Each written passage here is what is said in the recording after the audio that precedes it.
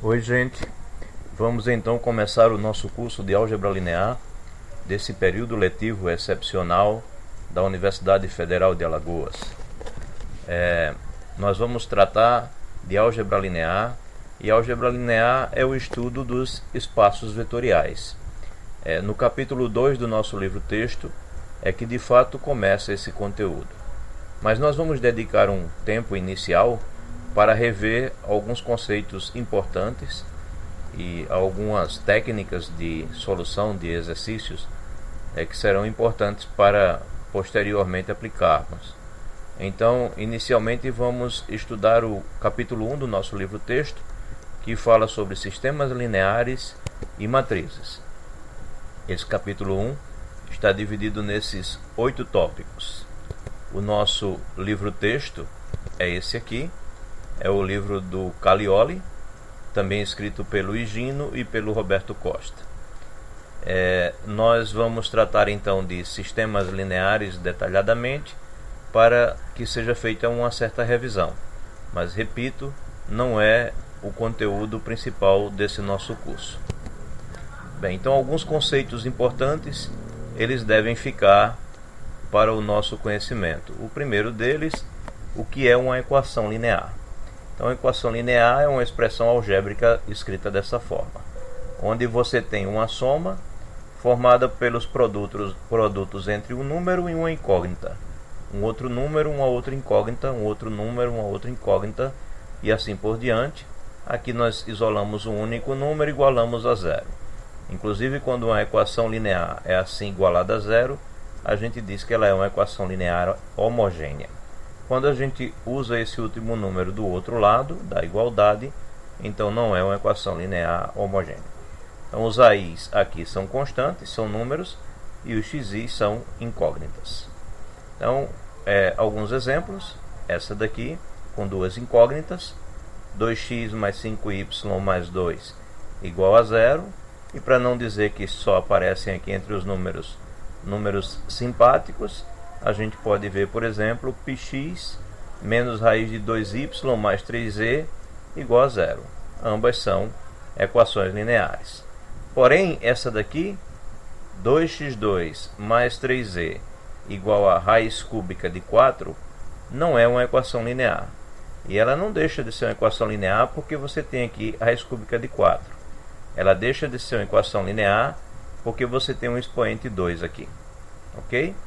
Então está aqui dois bons exemplos de equações lineares e um exemplo de quando não é uma equação linear.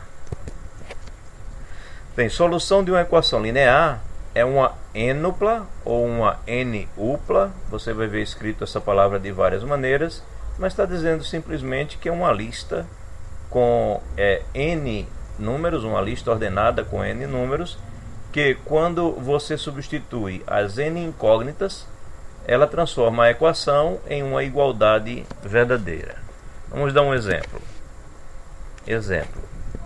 1, 2, 3 é um trio ordenado de números e é a solução dessa equação aqui, 2x menos y mais 3e igual a 9.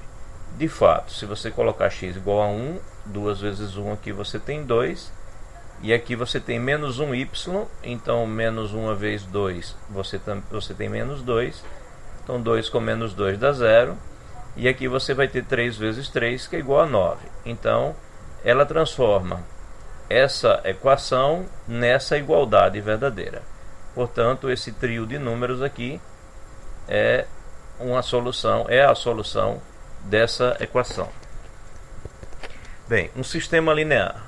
Um sistema linear é uma expressão dessa forma, expressão algébrica dessa forma, onde você agrupa uma certa quantidade de equações lineares.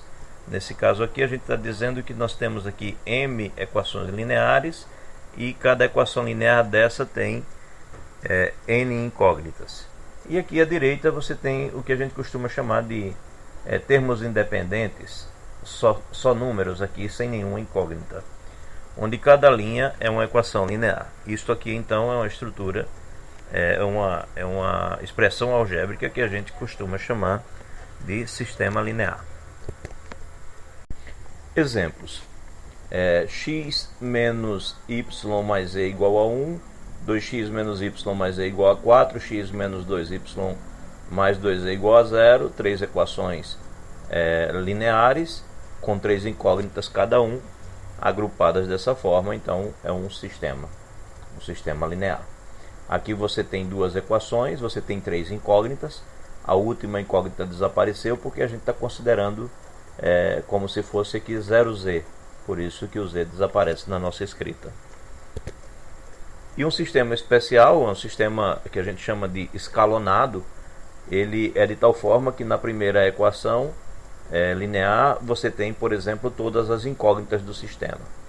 Na segunda já falta a primeira incógnita. Na terceira falta a primeira e a segunda incógnitas. E na última faltam as 3 primeiras incógnitas, ficando apenas a última incógnita t. Ou seja, a cada equação que você vai baixando, você vai diminuindo a incógnita. E é chamado de sistema escalonado porque lembra como se fossem degraus nessa parte de baixo do sistema. É como se você tivesse uma escadinha. Ok?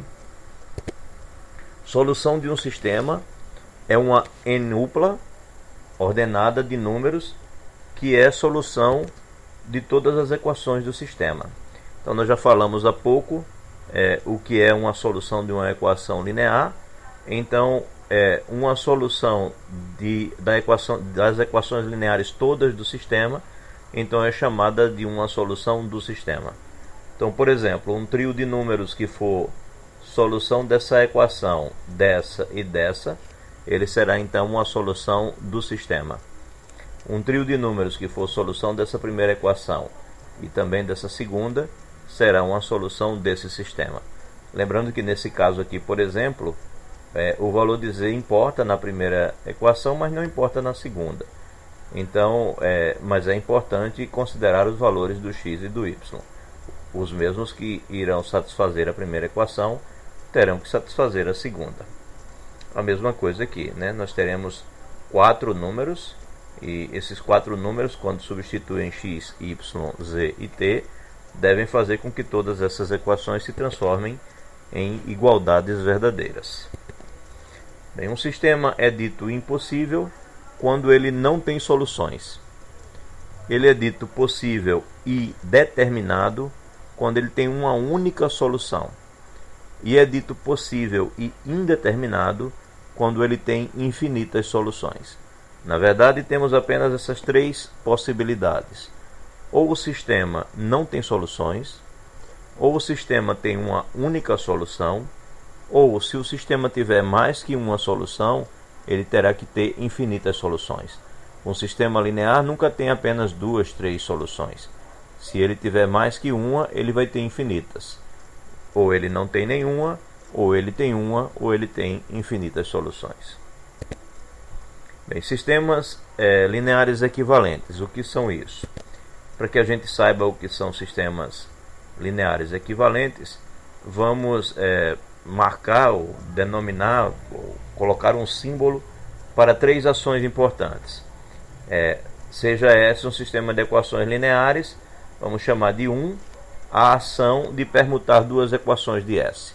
Então, se o sistema S tem 5 equações, por exemplo, então trocar a primeira e a quinta, trocar a segunda e a terceira, trocar a segunda e a quarta, trocar de posição 2 equações, permutar 2 equações, a gente vai chamar de ação número 1. A ação número 2, multiplicar uma equação de um sistema qualquer por um número. Então eu escolho um número e multiplico uma equação inteira. Então a terceira equação de um dado sistema eu vou lá e multiplico por 7. Todos os coeficientes que constam na equação, na terceira equação, eu vou lá e multiplico por 7. Essa será uma ação que nós vamos marcar como ação número 2. E a ação número 3, somar 2 equações de um sistema, sendo que primeiro a gente multiplica uma delas por um número. Então, somar a uma equação do sistema S, uma outra equação desse mesmo sistema, multiplicada por um número qualquer. Eu estou chamando aqui de ação número 3. Então, vamos definir o seguinte. Dado um sistema de equações lineares S, uma qualquer das modificações, uma qualquer dessas ações, 1, 2 ou 3, recebe o nome de operações elementares sobre S. Se um sistema de equações lineares S1 for obtido de um sistema de equações lineares S, através de um número finito de operações elementares, dizemos que S1 e S são equivalentes. Ou seja, se eu tenho um sistema e eu fico permutando equações, multiplicando equações por números, multiplicando equações por números e depois somando com outras equações desse mesmo sistema, todos os sistemas que eu for obtendo, eles são chamados de sistemas equivalentes, né? Eu consigo formar muitos sistemas equivalentes, repetindo essas três ações que a gente chamou de operações elementares. Desde que seja uma quantidade finita dessas operações, eu estarei sempre, a partir de um sistema, obtendo um outro equivalente a ele. Bem, a nossa notação. Escrever S tio S1 vai significar que podemos obter S1 de S e vice-versa, ou seja, podemos obter S de S1 por meio de um número finito de operações elementares. Ou, em outras palavras, a gente vai estar dizendo que eles dois são equivalentes, são dois sistemas equivalentes. E se a gente chama de equivalentes, não é à toa, né? Então, vale duas observações sobre essa relação tio. A primeira é justamente que a relação tio é uma relação de equivalência. Por quê? Bem, porque vale a reflexividade, ou seja, de um sistema eu obtenho ele mesmo por meio de operações elementares. Basta, por exemplo, eu trocar duas linhas e depois trocá-las novamente. Eu terei de um sistema, por meio de um número finito de operações elementares, obtido ele mesmo. Então vale a reflexividade. Bem, se de um sistema S eu consigo um sistema S1, então do sistema S1 eu consigo de volta o sistema S. É claro, né? Porque se eu troco duas linhas, eu posso trocar de volta. Se eu multiplico por um número, eu posso depois multiplicar pelo inverso. E se eu multiplico por um número e somo com outra, com uma equação e depois eu somo com a outra equação, eu posso reverter esse processo. Portanto, se de S eu consigo S1 por uma quantidade infinita de operações elementares, eu também consigo de S1 obter S por uma quantidade infinita de operações elementares. Ou seja, se S se relaciona com S1 por meio da relação tio, então S1 se relaciona com S também por meio da relação tio. E a transitividade. Se S se relaciona com S1 e S1 se relaciona com S2, então S se relaciona diretamente com S2. Então vale essas três propriedades, portanto a relação tio é uma relação de equivalência. E a segunda observação é que dois sistemas equivalentes têm as mesmas soluções. Ou seja, tem as mesmas soluções significa dizer que se um deles tiver uma, todos eles vão ter aquela única solução. Se pelo menos um deles, entre muitos sistemas equivalentes, não tiver nenhuma solução, então todos eles não terão nenhuma solução. E por fim, se um deles que seja tiver infinitas soluções, todos os outros terão as mesmas infinitas soluções, ok? Então, quando eu digo que dois sistemas equivalentes têm as mesmas soluções, eu estou me referindo ao caso em que tenha apenas uma, em que não tenha nenhuma ou que tenha infinitas soluções. Bem, isso é importante, em especial quando a gente pensa em um sistema escalonado, né? Pense bem, se você olha para um sistema que se escreve assim, é claro que é mais fácil encontrar a solução de um sistema escrito assim do que se ele tivesse todas as suas incógnitas aqui presentes. Seria mais difícil de encontrar a solução.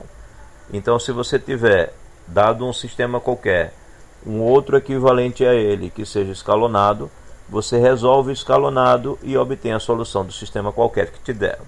Bem, é para esse caminho que vamos seguir então daqui em diante. Depois de feitas essas duas observações, vamos falar de sistemas escalonados. Faremos isso, porém, apenas no segundo vídeo.